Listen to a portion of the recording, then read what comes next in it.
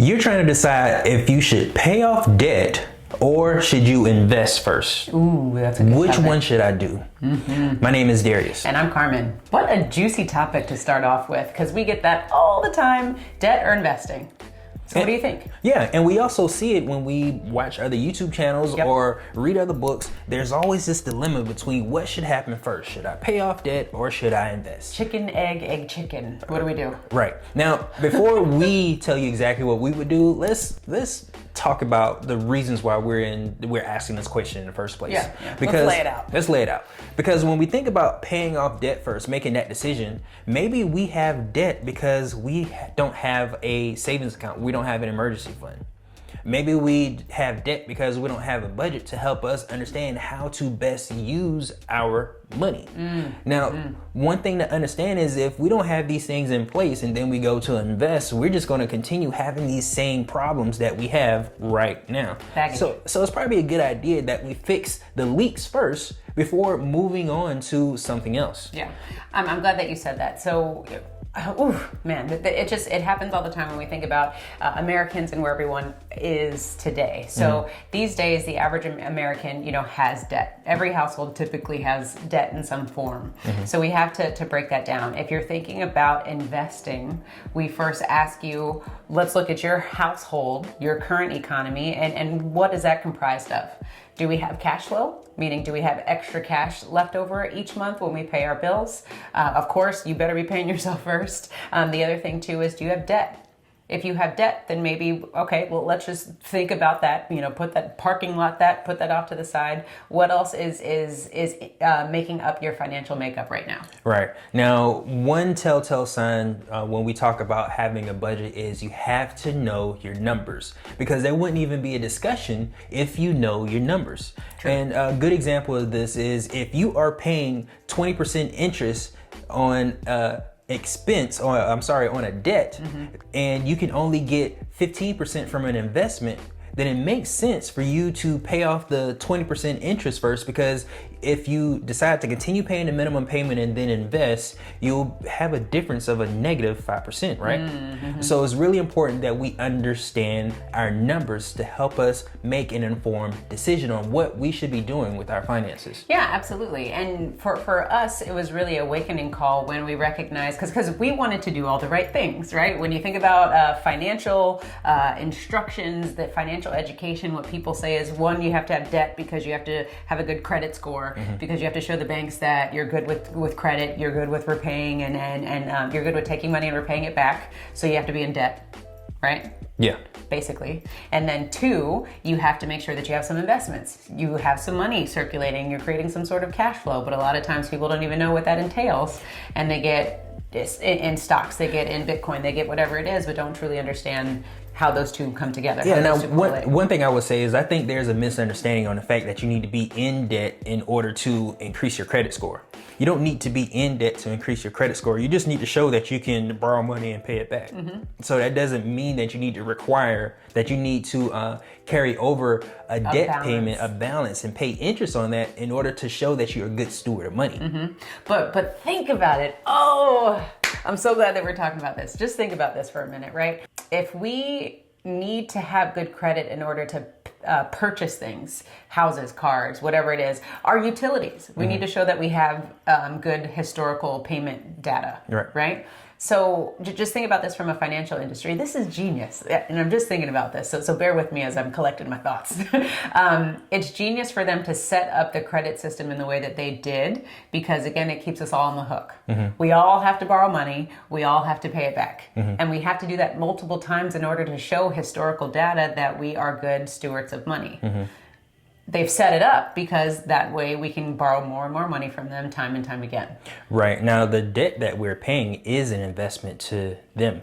So if there was a way in which we can convert our liabilities into assets and then buy more assets to invest in, we really position ourselves appropriately so that we can just benefit from every single thing that we do.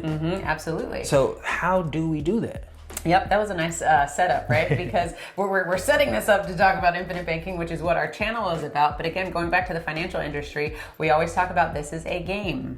So you need to understand how to play the game. So just take a little bit, marinate on that, what I was just sharing with you. You know, we have to have credit in order to demonstrate to the banks and the financial institutions that we're good stewards of money.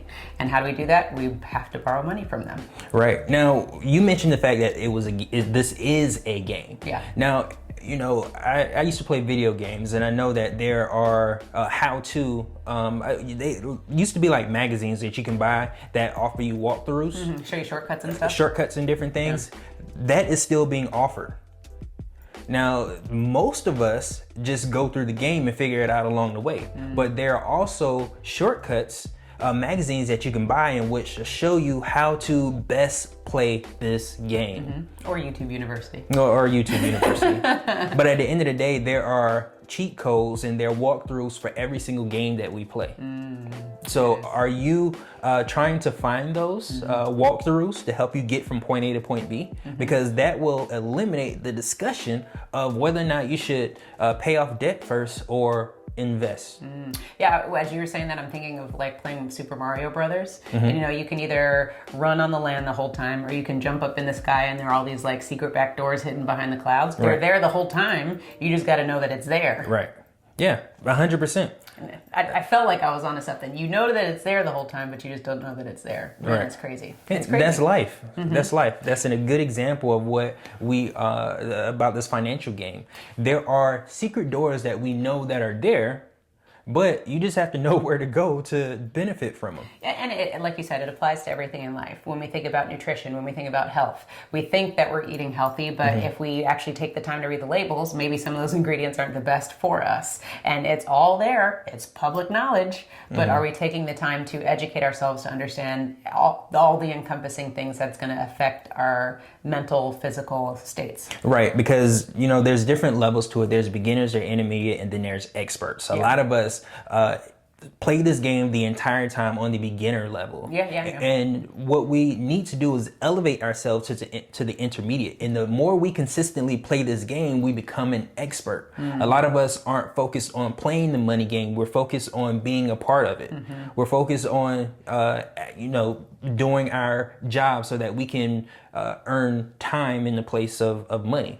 But we understand that we want to make money from investments, but how do we get there? Exactly.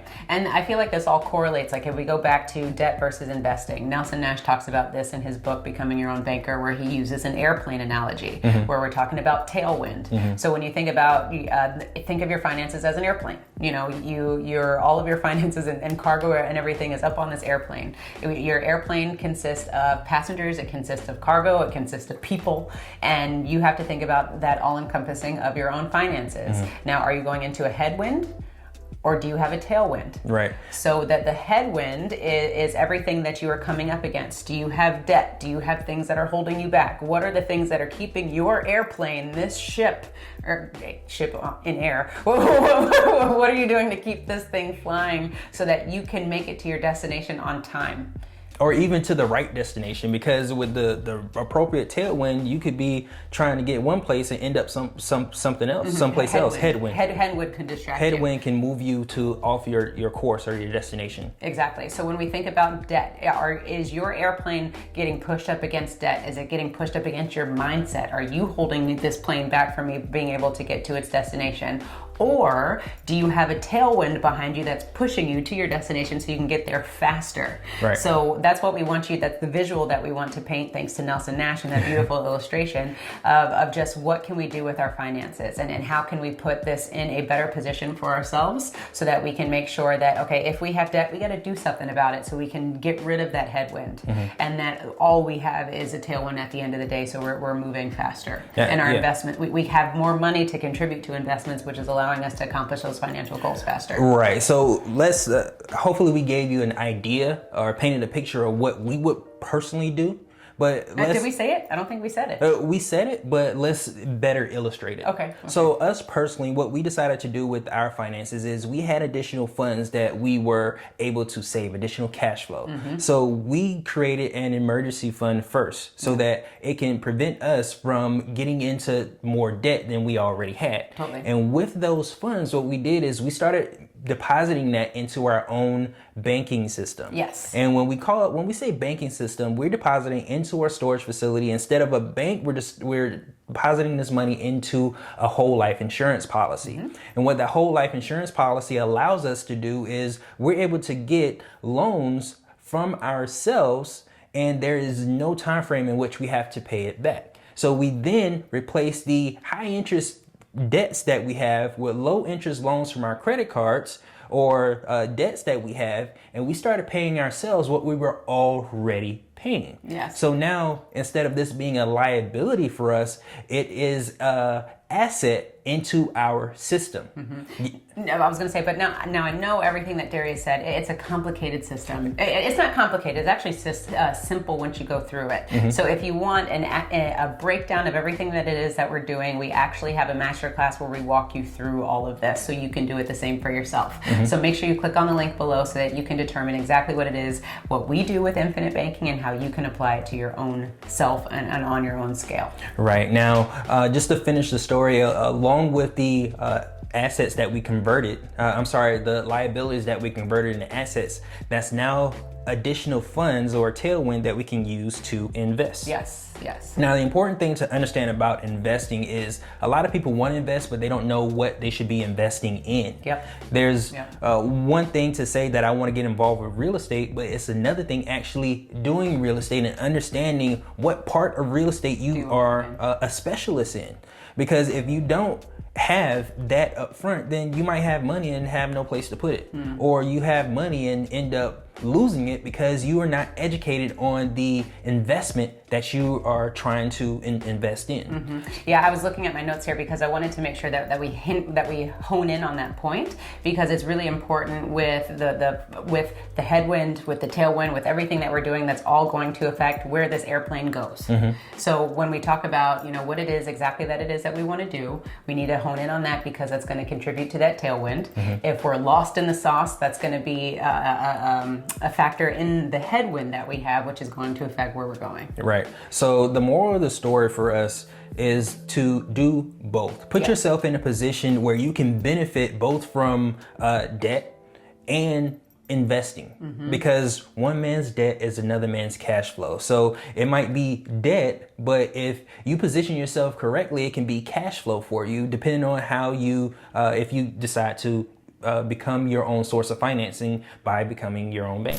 Now, to wrap up this point where we are, I want to make sure that we mention exactly what it is that we would do, because we implied it, but we didn't say it. We'd pay off debt and then we would invest, because we know that that's going to the money that's going towards debt. Once that's done, it's going to allow us to take this lump sum of money over to in whatever it is that we're investing, so that we can continue to cash flow more aggressively. Right. And as we are paying off our debt, we're going to gain knowledge and more clarity on what we're going to be investing in to ensure that we are making money. Exactly. Now, through all of this process, we're creating our own banking system, which is allowing us to control all of the funds that are moving in and out of our bank accounts, in and out of whatever streams of income we have going on. And the whole point of this is control. Because when you invest, you need to make sure that you are controlling whatever it is that you're investing, because that's where people tend to get into trouble, is they have no control. Right. Yeah, so, that's what debt is. Debt is when you get out of control. When you don't have a budget, you get out of control and you end up not knowing where your money is going or why is going away from you. That headwind that we talked about. So if you want to learn how to create your own banking system so that you can have more control into your financial trajectory in life, so that you can get that airplane sailing smoothly, definitely click on our next video where we teach you how to create your own banking system. And remember to own your own lifestyle, or someone else will.